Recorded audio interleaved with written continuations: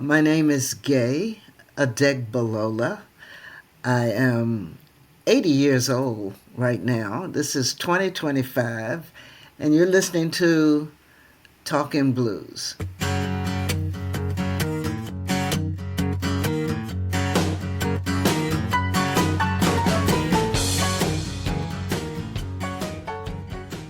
I wanted to ask you, I love your last name. I know it's a name that you acquired, Adegbalola. Tell me about how you came to that name.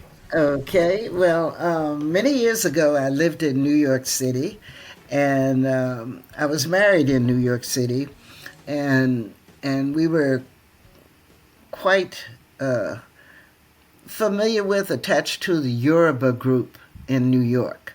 Not a group of African natives, but New Yorkers who had formed a group honoring the Yoruba tradition and the Yoruba religion.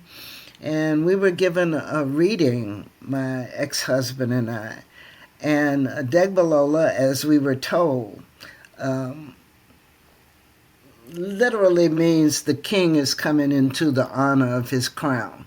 Ba means father or king, Lola, honor. So, and idiomatically, it simply means that we were displaced royalty and we were regaining our royalty. So we used that name for a bit. And as life went on, I think he stopped using it after we got divorced, but I continued to use it because I felt it fit me. Um, and I tried a couple of times to change it legally. The first time I didn't realize it required money just to change everything. Yeah, starting with just getting your driver's license changed, that requires Right. money. So there were several things, and I had no money at the time. And then later on, when I ran into a little bit of money, it was just when things were becoming computerized. And my legal advisor told me, wait until things settle down. Well, by that time, I'd spent all the money. So I never have gotten it legally changed. That is not my, as we say down south, that's not my government name. It's a great name. All right, thank you. I've had my share of people not even attempting to pronounce it. And I say to them, if you can read, you can say my name. But I think a lot of people are just afraid of an African word. Hmm. Like if it were something like Wojciechowicz, they would attempt to say it.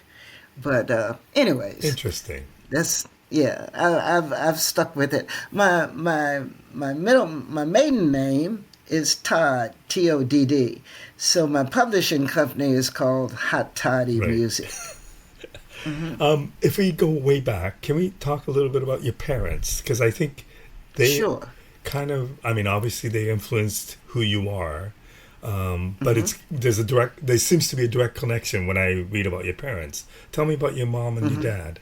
My dad is by far the most creative person I've ever met in my life. Um, he was an artist. He was a comedian. He would always. Oh, you got to remember, when I was coming up, things were totally segregated in Virginia. So, and that's impacted me and my life story greatly. But my dad was always the person who was putting on shows. He would get a collection of characters, inner characters, old women, young children, old men, the number runner, whoever. And next thing you know, they'd be on stage. And the stage we had was in the black school, and it was called a Caffa Gymtorium. It was a cafeteria, a gym, and an auditorium. And my dad would put on shows all the time. He also, on the weekends, he had a little combo called Todd's Combo. And they played basically standards.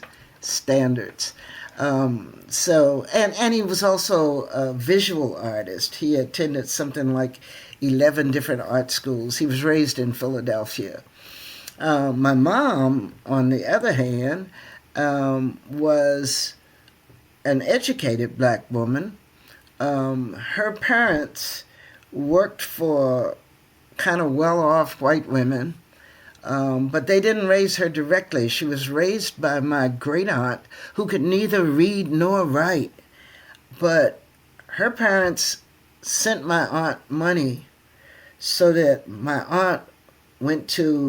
mother went to a boarding school, and she came back home as a teacher. And she taught first in a one-room school up in Stafford, and then later on first grade here. But she was always doing something for the children. She took a survey of the needs in our community and more or less fought the city to get a playground for black youth in a local park. And then later on, she went through the same thing, got a petition, and fought to get a youth canteen for black teenagers, and so on and so forth. And then later on in life, she fought almost single-handedly to get blacks elected to our city council and then as mayor of Fredericksburg. So my dad was a people kind of leader, and my mom was an organization kind of leader, an organizer, and a political machine, if you would.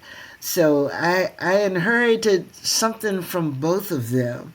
I got my dad's gift of gab. I have his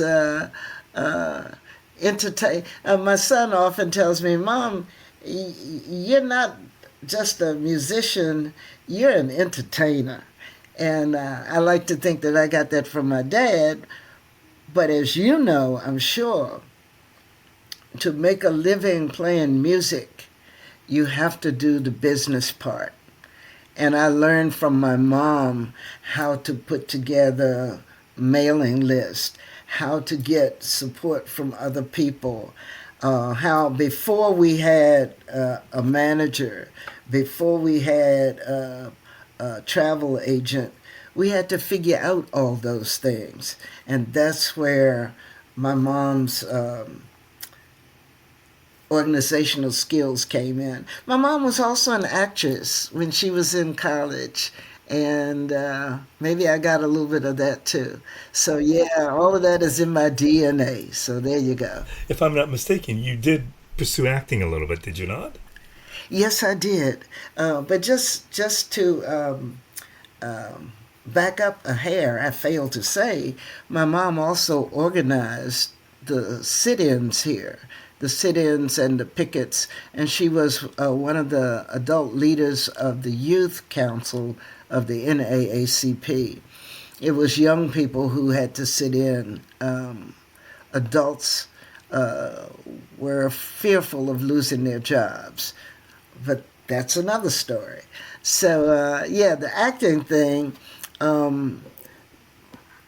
when desegregation came about in Fredericksburg and blacks were going to the white high school, a lot of the boys were welcome because of athletics. But you had a lot of creative kids who didn't have a place at the white high school, especially the girls. They were not cast in the plays. They did not get the leading parts in the chorus. And the boys who were creative had nowhere to turn, basically. So my dad started a little theater group.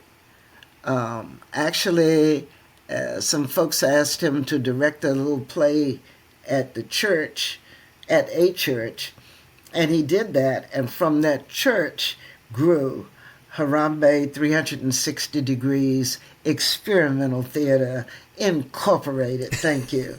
And in our whole existence, we didn't apply for any grant monies.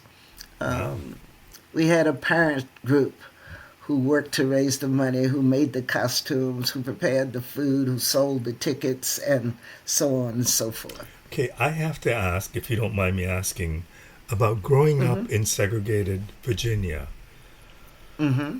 I mean, for me to ask what that was like is probably unfair, but I can't really picture what that was like. And when I talk to old musicians who grew up in the South, I get very different Mm-hmm. stories. Can you give me an impression of how you viewed the world as a black child growing up in Virginia?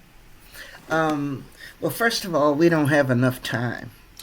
True. I don't know how much time you have, but whatever time we have this Right. evening, you don't have enough time. I get it. Okay. Uh, I'll try to make it as brief as possible to tell you that when you hear people today talk about children being bullied, children being called names, children being ripped apart by others, then what you had with segregation was the ultimate bullying, because you're told over and over and over again, you are inferior, you are nothing, you are a nigger, you are no good. And it's just again and again and again. So you live with that. But at the same time now, in retrospect, the best teachers I've had in my life were the teachers that I had at Walker Grant School. And that's the little black school here in Fredericksburg. So, because the school was small, we all knew each other. We all knew each other's parents. And the teachers loved you.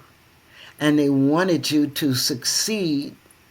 They wanted you to succeed in whatever way possible. Now, that had a dire impact on me because I ended up going to school up north. I went to school in Boston, and I thought things were going to be better up north. I really believed that this was my future, and I was going to go up there and be welcomed as an equal.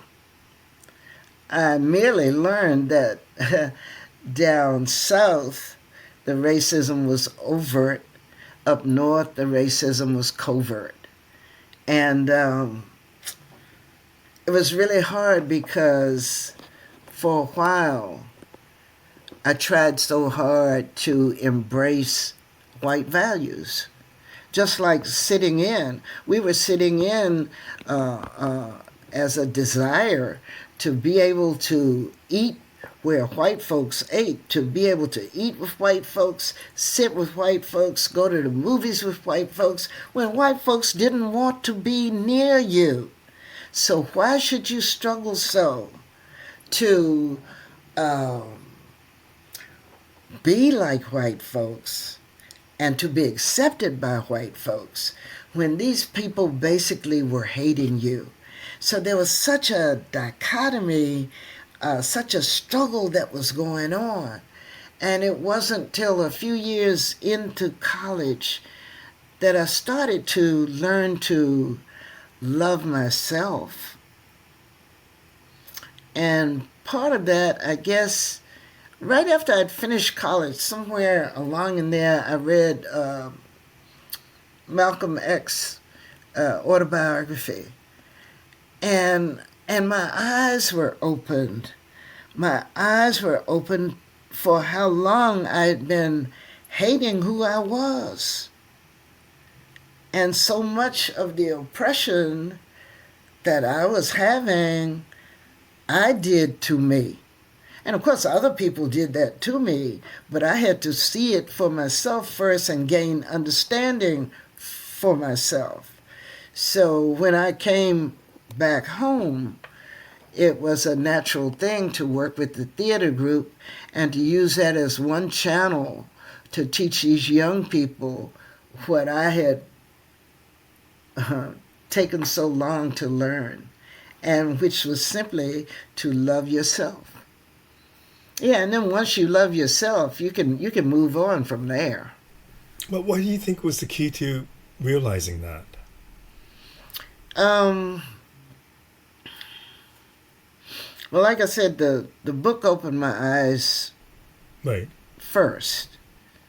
Yeah, very, very clearly. I can remember some passages that definitely opened my eyes. And then I heard some of his speeches. And of course, I had been raised on Martin Luther King and the civil rights movement.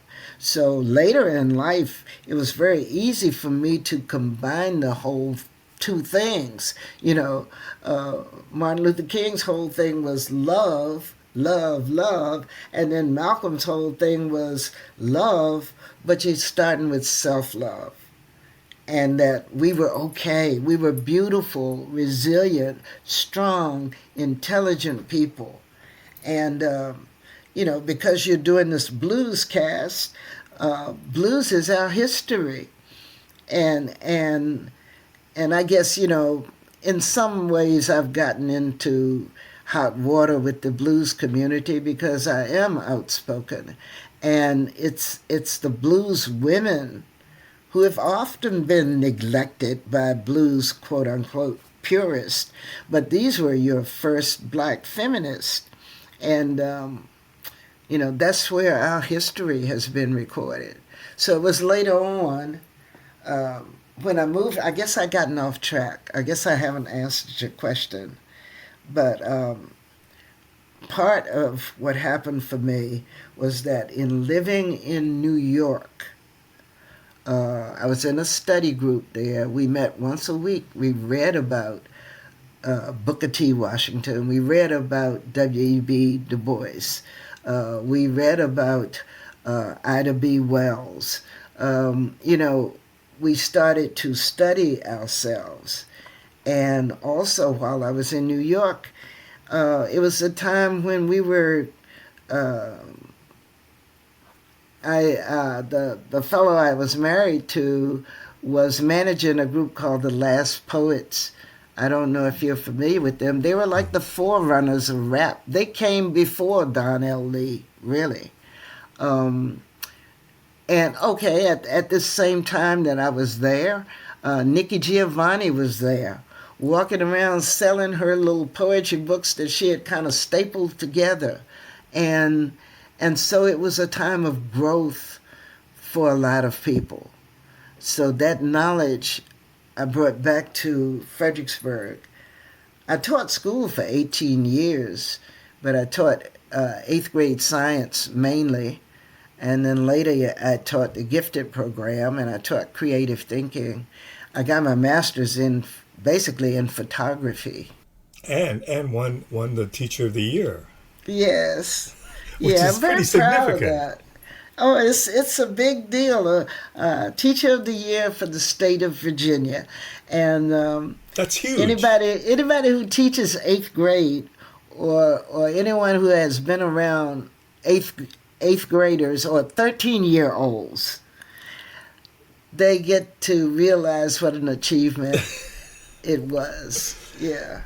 So when you were in Yeah. New York Mm-hmm. and discovering all these things and starting to like yourself, Mm-hmm. was music? I know music has always been in your life because of your dad, because of your mom, but were you musical at that point?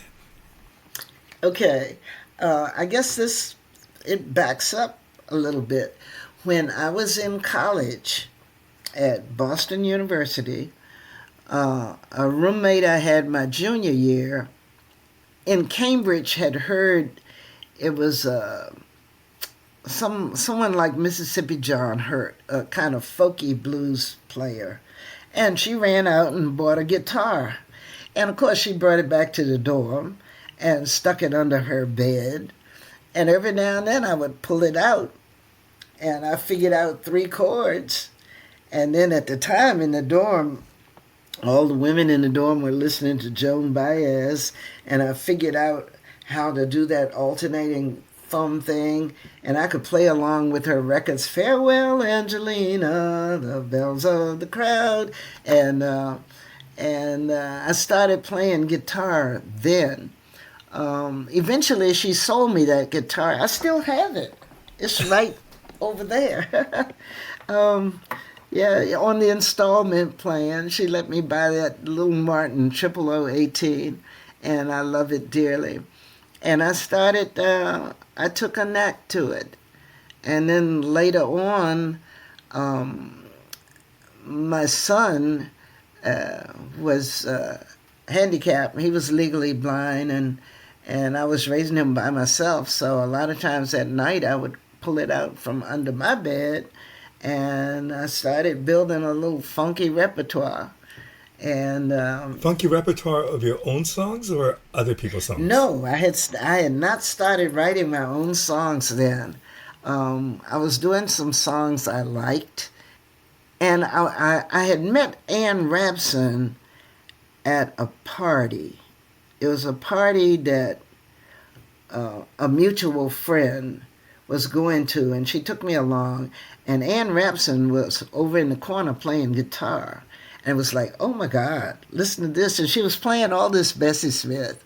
Um, oh, well, see, I got to back up again because where I heard Bessie Smith for the first time in New York, I got to hear a lot of music. I lived across the street from a place called the Club Baron, and um, that was a little jazz club, and there was ladies' nights, and I was able to go and hear jazz and go down to the East Village and hear jazz. I loved it, but also I got to go to these huge gospel concerts in these big churches all day, and it might be 10 different groups, but I got to hear the Swan Silvertones, and I got to hear, just Swan Silvertones were my favorites. So, and Sister Shirley Caesar, Evangelist Shirley Caesar, she was at the time. I fell in love with gospel music. I fell in love with jazz, but I really, really, really fell in love with Nina Simone.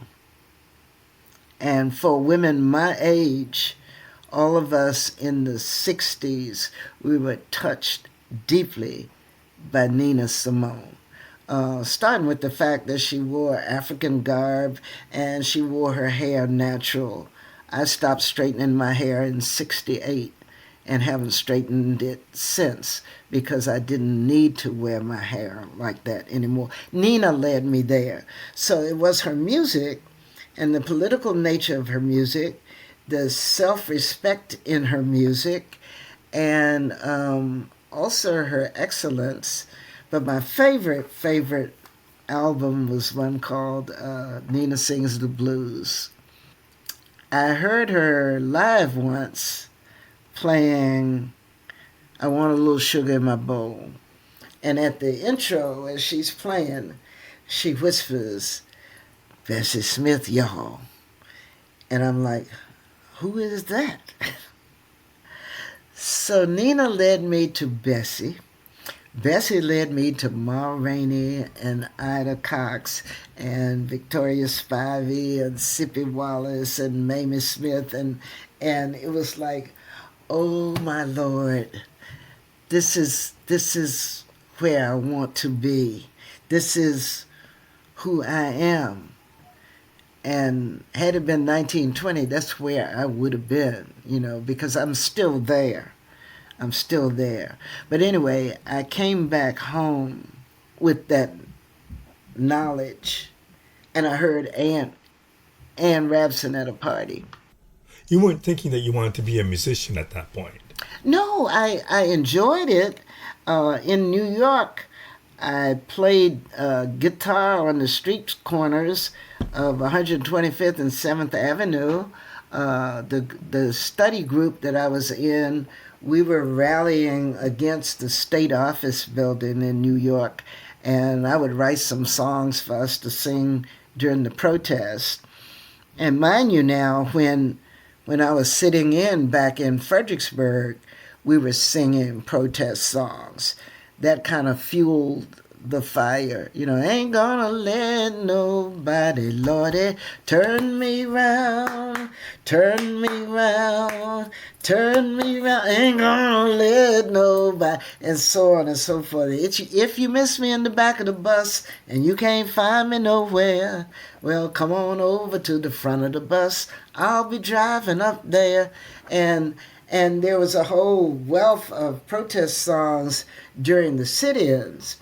So when we started the struggle in Harlem in the late 60s, then I started writing some protest songs, and our little group would get on the corner of 125th and 7th and sing. As a matter of fact, the other day I ran across a picture that was in Muhammad Speaks of about, oh, I guess about 5 or 6 of us on the corner, and I'm playing guitar and we're singing. Yeah. So that's what I was doing at the time. When I came back home and I saw Ann at this party and she was singing Bessie Smith, it was like, oh my goodness, oh my goodness, oh my goodness. And she had like a wealth of Bessie Smith in her repertoire. And I kind of would bug her about giving me lessons, not necessarily guitar lessons, though she was an excellent guitarist, but it was just that her repertoire was the repertoire that I wanted to be a part of. So that was the start. But one night I went to hear Ann play at this little club, but she wasn't there that night. So this guy was playing, and he was terrible. And he said, well, I want to take a break now. If anybody else wants to play, come on up and grab the guitar. So I went on up and grabbed the guitar, and I played 1 or 2 songs, and the owner of the club was there, and he asked me if I would start playing for him. And it was like, well, yeah, because I really needed some additional income to support my son. I was supporting my son by myself. And I started playing 3 nights a week, Wednesday and Friday and Saturday, and 3 hours a night. So I had to fatten up my repertoire right quick. And what I started doing, what I knew inside and out, were a bazillion doo-wops, because growing up as a teenager, I loved to dance. And on the bus trips, when the band was playing and the teams were playing, we would sing all the way down and all the way back, and I'd kind of lead the singing. I did fail to say that I was in my high school band, and I made all-state band 3 years. Huh? Yeah. Okay, so that was another piece of music in my life. so you do this 3 nights a week gig. Mm-hmm. Are you how comfortable are you feeling as an entertainer at that point? Um, well, whoever was there, I knew how to put together set lists. I learned how to read the house. I would work on my repertoire all the time. I've probably got some songs over there in the book right now that I first typed back then or first wrote out back then. Because that was back during the days when, there was no such thing as going online and looking up the lyrics. You had to play a record. And what I did was I'd play the record and I'd record it on a little cassette player, because it was easier to wind it back and forth. And well, you can't see it right now, but I've got about, let me see, probably about 30 cassettes, 35 cassettes sitting right here beside me. Just good stuff, good stuff. And I'd wind it back and forth and get the lyrics as best I could and build my repertoire. So, yeah. So Anne happens to mean a lot to me because she was one of my early interviews that kind of changed the course of what I was doing.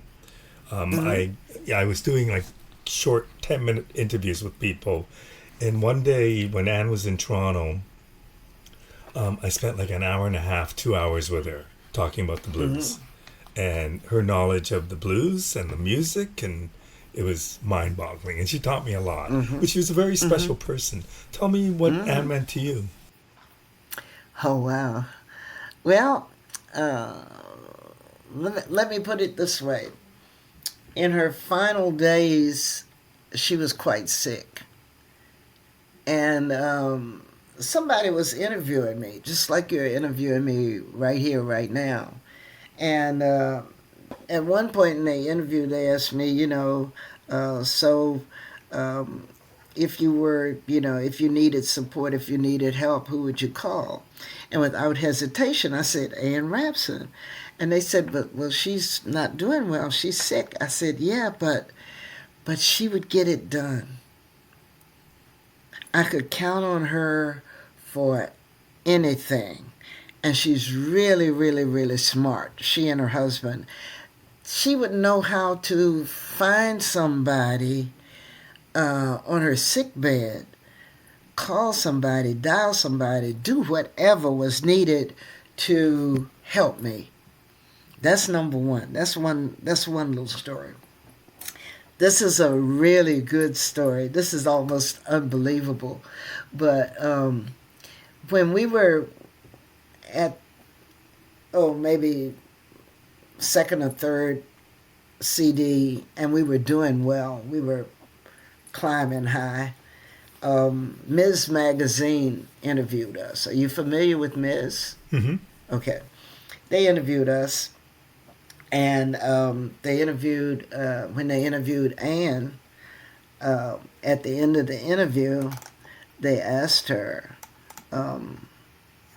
what song most typifies to you what the blues is about and what your blues is about. And she thought, of course, National Magazine, she thought, well, let me think of a song I've written. And it was like, oh, well, let me think of a song Gaye's written. Let me think of a Sapphire song that we've recorded. And she thought, and anyway, she came up with the song.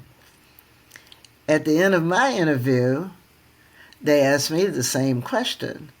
I went through the same thing in my head. And I ended up coming up with the song. Ann and I had not talked.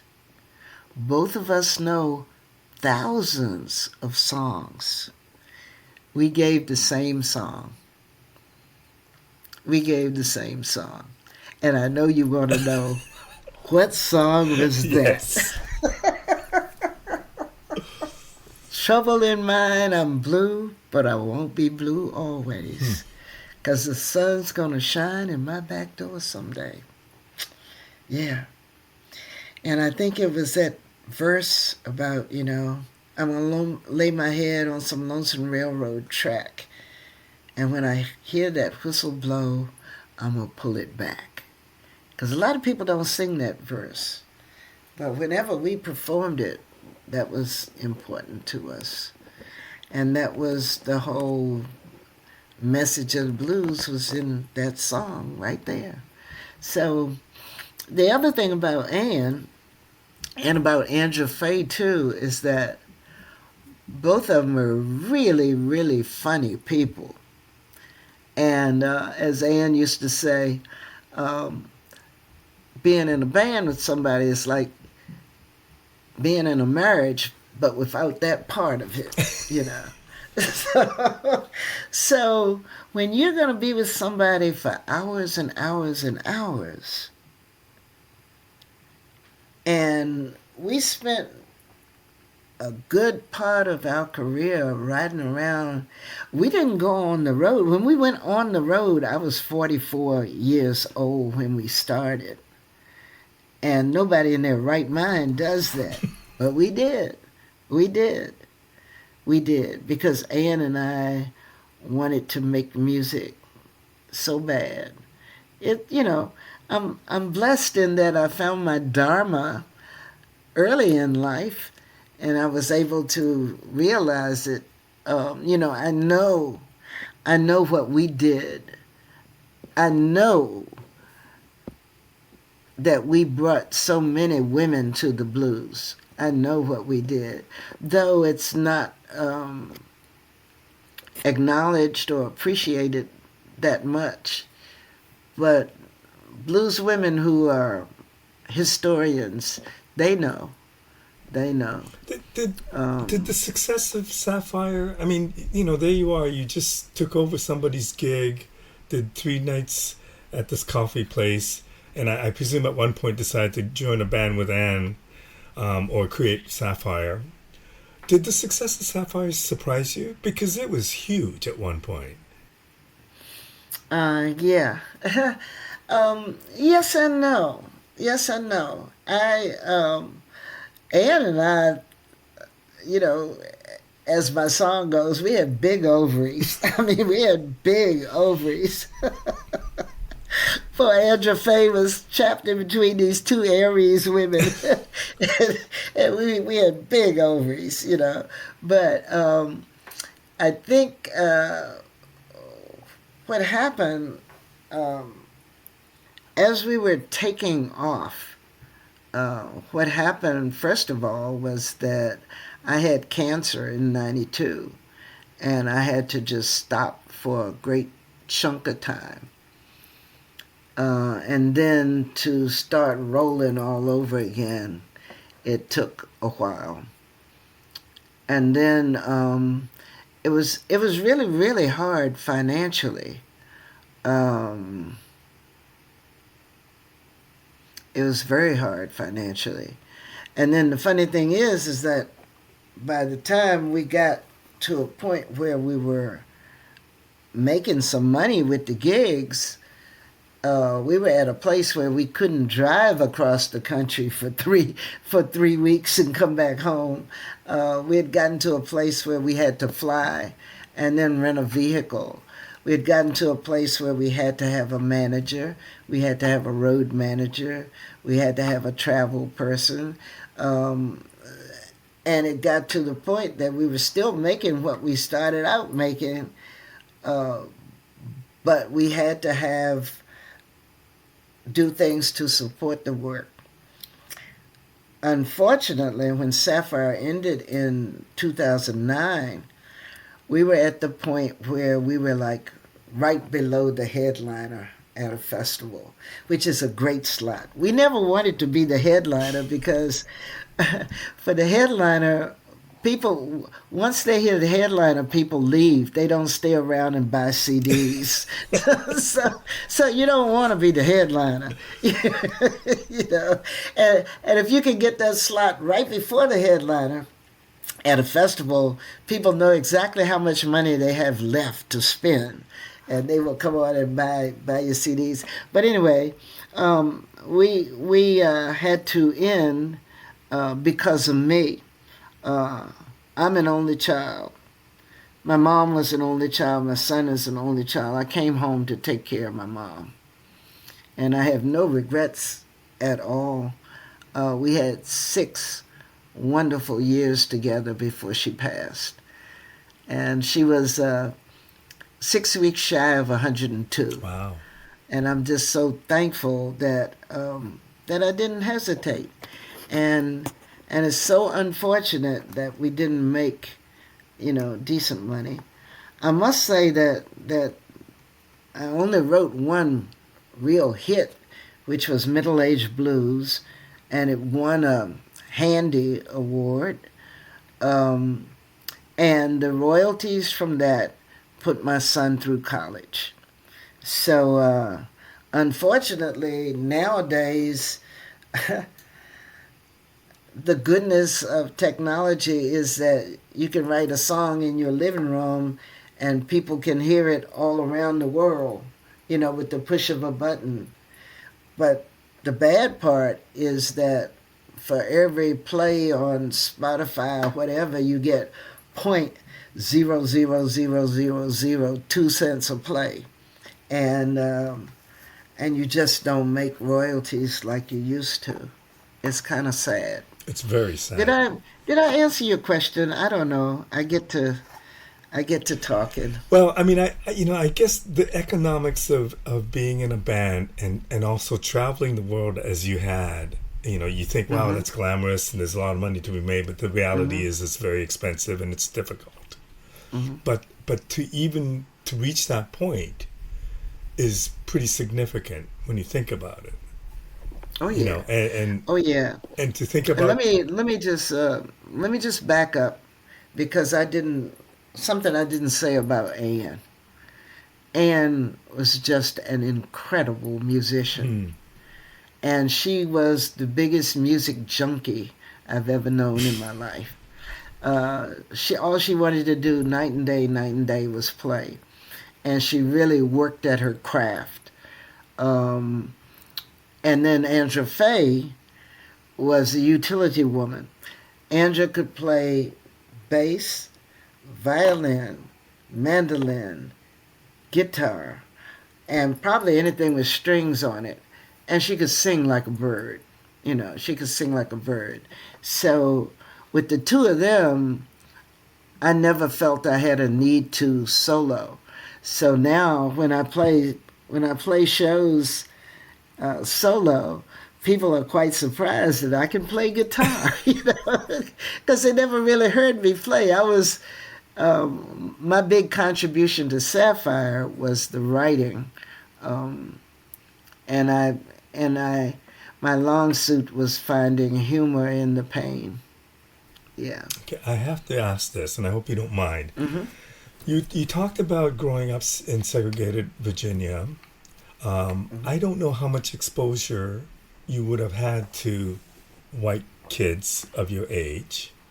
You talked about being not in love with yourself until later on. At what point were you comfortable around white musicians, or was that even an issue? So all of a sudden you find yourself touring the world, spending lots of times with two white women. Hmm. Was that, I don't even know how to phrase that, but was that difficult, or was it by that time was that a non-issue for you? Well, once you learn to love yourself, you can kind of function anywhere, any place, any time. Hmm. I think. I think. Um, when I was coming up, I really hadn't had conversations with anybody white, um, except some jobs that I had. I worked in what was the Sunshine Laundry, 45 cents an hour, sorting white people's dirty clothes. And some of the other workers in the laundromat were white. Um, Occasionally, on the playground where my mom ran the playground, there might be some white kids who would come and participate in some of the events or something. But I never really conversed with white people my age until I went to school in Boston. And and I was trying so hard to be accepted then. Um, I must say it was a black sorority that saved me in Boston. I pledged a black sorority my junior year, and as it happened, it would be, you know, uh, a couple of black women at MIT, a couple at Tufts, a couple at Boston College. So it was a citywide chapter. There's so many schools in Boston. And then as we got together, as we put our heads together and realized some of the experiences we had, well, some of these women had had experiences long before me because they were from up north. But yeah, yeah. So later on, when I came back home and when I worked with Harambe, I'm teaching black kids there. But in the school system, I'm teaching all Mm. kids, and children are children. You know, you don't teach subject matter, you teach children. You know, they say, what do you teach? Well, I used to say I teach science, but no, I teach children, and and all of them are just beautiful. And if you don't love children, you shouldn't be teaching. And so through that, and we had good teachers in my school, and I started learning how to get along with all of them. And I guess through my mom, I learned leadership skills, and I was able to bring all kinds of folks together in my community, not just, yeah, in my community. And then by being teacher of the year, that's just like icing on the cake because the parents loved me too. And all you give in return is love. That's why I was saying I was very able to combine Dr. King's philosophy with Malcolm X's philosophy. And that's what's guided my life. I mean, you had such an amazing, interesting life from being involved in the theater to being a teacher to Yeah, theater, mind you, was just a little itty bitty theater that would hold maybe, you know, crowded would be 100 people. That would be really crowded. but yeah. but you know But just to finish off, what you had asked before, I never had any problems on the road with my bandmates, and for the most part, didn't have any problem with musicians, black and white. I think I ran into some troubles. I think, in a sense, I've been whitelisted as opposed to blacklisted. I've been whitelisted, and I think a lot of that might have happened when I really got pissed off when they took the name Handies off of the awards. I couldn't see why Handy couldn't be like the Oscar is to the Academy Awards. Why couldn't we have the Handy at the Blues Awards? No. It was just like, okay, let's just write this black man out of history. Boom. And it happens all the time.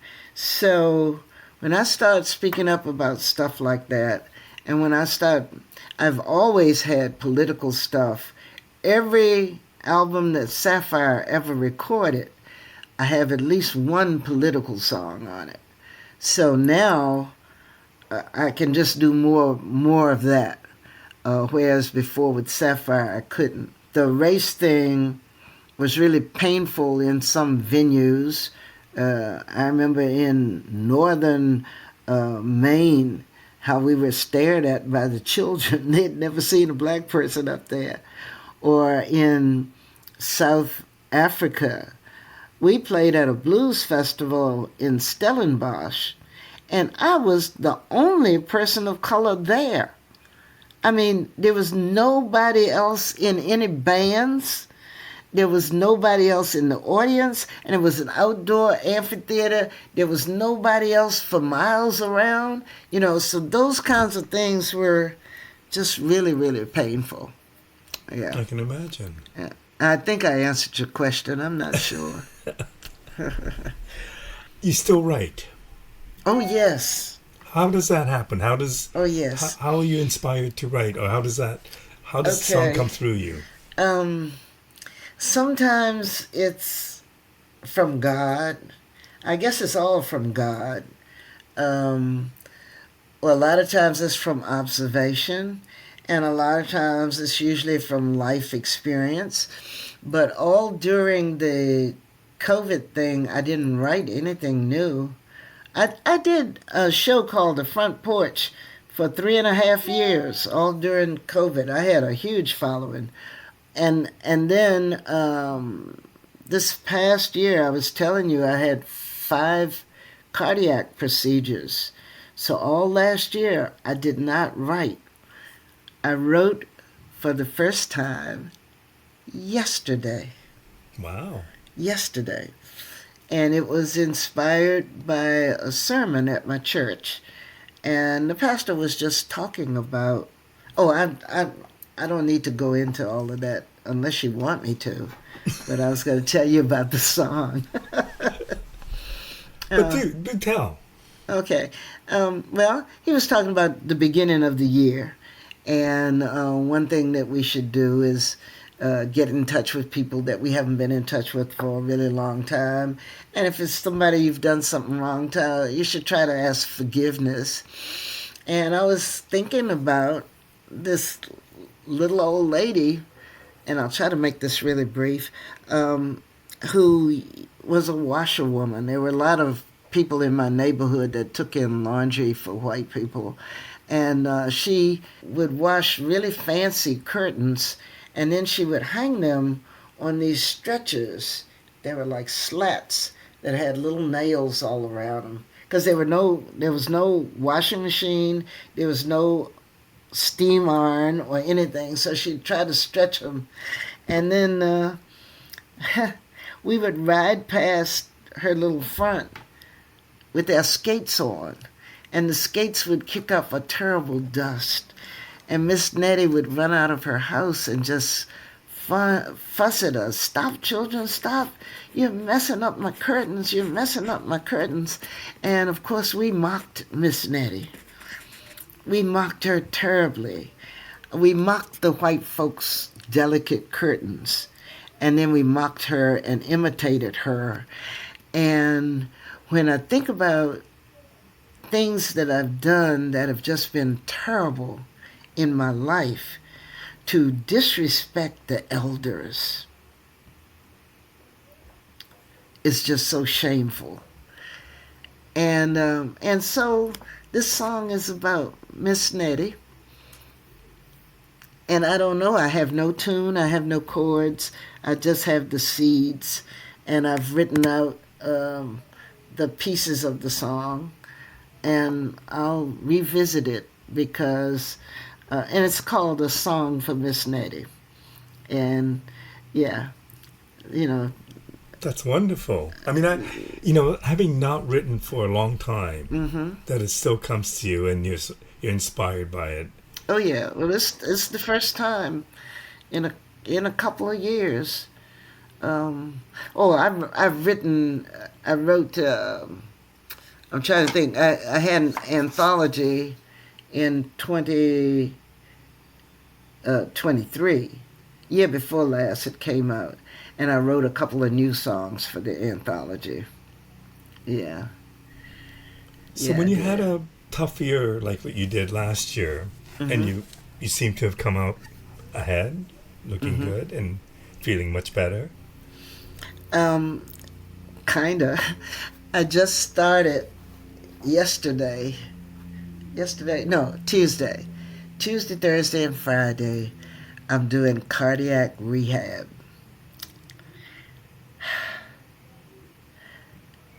They asked me if I was stressed behind anything. I said, yeah. I didn't know that I was going to have to do this 3 times a week for 18 weeks. Wow. Because the greatest commodity to anyone 80 years old is time. So I get stressed just thinking about the duration.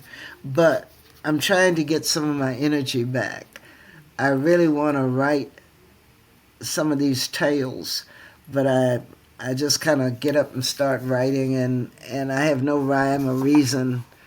And tried to get a ghostwriter, and that was incredibly expensive. But that little computer that I'm going to pick up one of these days, the guy was just putting the thing on there so that I could talk it, into the computer, and it would print it out. And that's what I've been trying to get. So that I can work on this project. But I guess I'll get it soon enough. But we had a major snowstorm, so he has an excuse for another week or two. Well, I hope you get your computer back and get to work on that project. I do too. Yeah. It's been a real pleasure catching up with you. Thank you so much for doing this. Thank you. And your voice, you have a wonderful voice. Thank you. My final question to you: do you have anything else you're working on? Yes, I've desperately held on to a little chunk of money, not a lot, but I do. I was hoping to have a birthday party last year, and I was in ICU. But the other thing is now I want to take that money and go somewhere. I want to travel while I'm still able to get around. And And where would that be? oh, I don't know. I would love to take Queen. Queen's never been to Africa. I would love to take her to probably Ghana and even South Africa. Um, I've never really. I was in Paris one day, but I'm told that Paris requires a lot of walking. That's what I've been told. And just wherever it's warm, I want someplace all inclusive where I can just drink and lay in the sunshine and dance. So that's the other thing on my horizon. Well, And I really need to get. I need to start disposing of shit. I've got mounds of shit everywhere. I do. don't we all though, really? No, I've gotten rid of most all of my CDs and most all of my vinyl. And now I told you I had my master's in photography, so I have a lot of photos. At one point, you didn't see me without a camera, and then digital cameras happened, and then everybody became a photographer. So that stopped that little hobby. Yeah, right. Gaye, thank you so much for doing Thank this. you It was so a real much, pleasure. and- Good luck with the rehab and get better soon. Okay, I'm trying.